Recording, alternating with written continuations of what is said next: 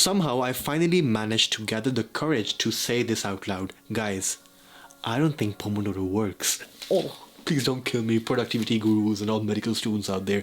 Please do not kill me for this. I know Pomodoro has been your best friend and everybody loves this technique, but I personally, I'm not a huge fan. But just stick around for a few more minutes and I promise I will justify my opinion. What's cooking, sapiens? Welcome back to my channel. If you are new here, my name is Arham and I'm a 4th year medical student at the University of Oslo in Norway. So all the timestamps will be in the description box below, as always, you know the drill.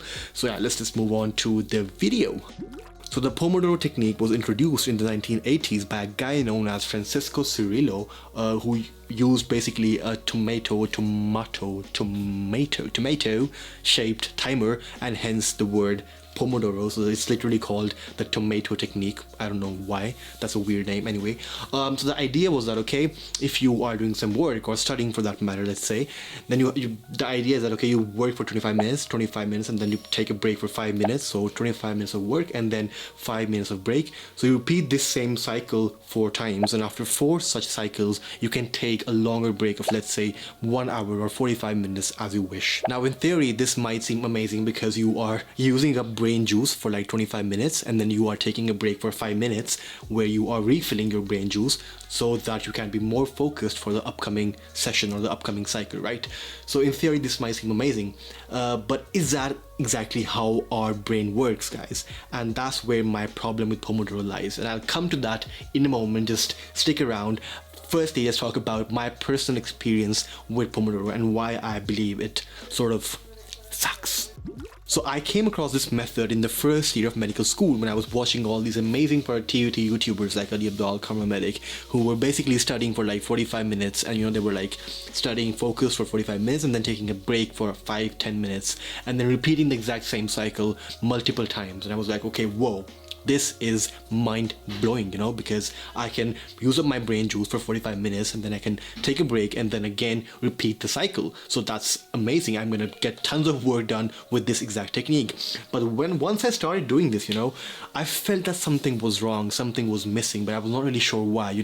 It's one of those situations where something is wrong, but you're not exactly sure what is wrong or what's missing. And then finally I somehow managed to identify where the problem lied. And for me personally, guys, the problem lied within the fact that I had stopped enjoying the act of studying. And I know that is the most nerdiest statement ever, but still, guys, trust me, I could not enjoy my study sessions anymore because it felt more like a task I had to do. I had to study for like 45 minutes and get that work done before I could take a break. So studying felt more like a chore or a task that I had to accomplish or I had to get done with. And I couldn't really enjoy my study sessions anymore. So yeah, this method just sucked the fun out of the act of studying for me. And for me personally, that is a big deal, especially when you have to study for multiple hours every single day for the next 6 years of your life. Then you have to enjoy studying, otherwise you're doomed. And the reason why the Pomodoro technique sucked the fun out of my studying was because I was not really able to enter the flow state anymore. And what exactly is the flow state? Let's get to that. The term flow state was first introduced in 1975 by a guy known as, wish me luck guys, Mihaly Csikszentmihalyi. Mom, I made it, Mom. Anyway, the definition of flow state is as follows. The mental state in which a person performing some activity is fully immersed in a feeling of energized focus, full involvement, and enjoyment in the process of activity. In other words, guys, this is called being in the zone or being in the mental zone. Whenever you say, oh, I was in the zone, man, I lost track of time, that's basically flow state. And I can bet you guys that we have all been in the flow state at some point in our lives. It may be while reading a certain book or novel where we are reading and then we are so immersed in this chapter or in a certain story that we completely lose track of time and everything else that is happening outside of our zone, and suddenly we like come out of the flow state and we say, oh my god, 2 hours have already passed since I've been doing this task. That is called being in the flow state. Or whenever, let's say, you are hitting the gym, you lose track of time. Or if you are gaming, you lose track of time because you are fully submerged into the activity or in the zone. And guys, our brains love to be in this flow state, and that is because being in the flow state is an indirect, or is actually a direct indicator of the fact that we are enjoying the activity.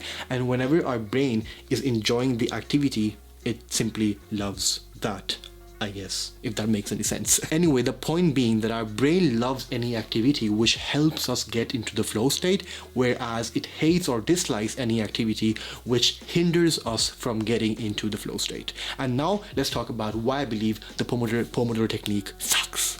The main problem I have with the Pomodoro method is that it does not really take into account how our brains function. Guys, our brains are not like computers where you simply run out of battery and then you can recharge your phone or your computer and then get back to work again, right? It's not like your brain runs out of brain juice after 25 minutes of studying and then you have to charge your brains again. That is not how our brains function. Our brains love to be in the flow state. So let's say you are studying with the Pomodoro method, right? So you click the timer and then you start studying, and it's not like you immediately, get submerged into the material, right? You have to study for like 5 minutes, for 10 minutes. This may vary from person to person, and then you slowly get warmed up. Your brain gets warmed up before it can start entering the text or the material. And after like 10 minutes you are warmed up, and then you start studying for like 15 more minutes, and boom, the timer goes. So you were just studying, you just got warmed up, and then the timer went, and since now you have to take a break, you have to basically take a break for 5 minutes, and then you repeat the cycle, and the next time you also have to warm up again and go through that warming up phase once more, even though this phase now for the second time might be a bit shorter than the first time, but still you have to go through that exact phase, and then you warm up, you start studying, and boom, the timer goes, and then you have to take a break, right? So it's not really taking into account how exactly our brain functions. And since you are not entering the flow state because of these constant interruptions by the Pomodoro timer, over time, guys, your brain will stop associating the act of studying with something that is called fun, because as I already mentioned, when you are in the flow state, your brain loves that because your brain is associating that activity with something relaxing, with something more fun, right? Because our brain loves to be in the flow state. Understand this. And that's exactly what happened to me as well. But having said that, guys, there is one thing I need to mention, and that is that the Pomodoro method is actually a great tool for tasks that you absolutely hate or dislike. For example, if there is a certain subject that you do not want to enjoy because you just are not interested in that subject, or if there is a task that you have to get done because, like answering mails, for example. These sort of tasks which you naturally do not want to be doing or you don't enjoy at all, that's okay. That's when Pomodoro can be a great tool to get you started and get that work done. So yeah, don't get me wrong, but otherwise, when it comes to like most of our studying and and the things that we want to enjoy, Pomodoro for me, that's not the way to go.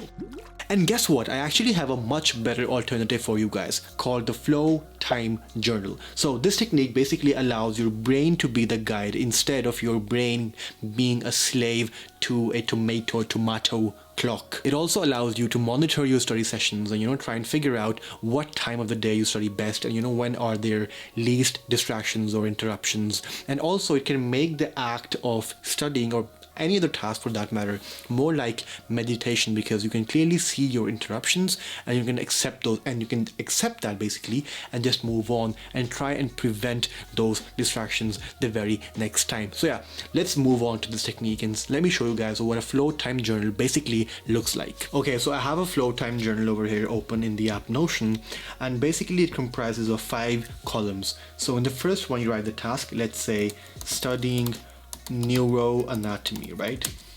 And then you write down the start time, let's say 9 a.m, and then the stop time, which let's say 9 a.m, what happened there, 9 a.m, and then the stop time, let's say at 10 a.m, and then you have the number of distractions during this 1 hour. So let's say I was distracted, let's say 2 times, right? Or I checked my phone 2 times, got a text message from my friend or anything along those lines.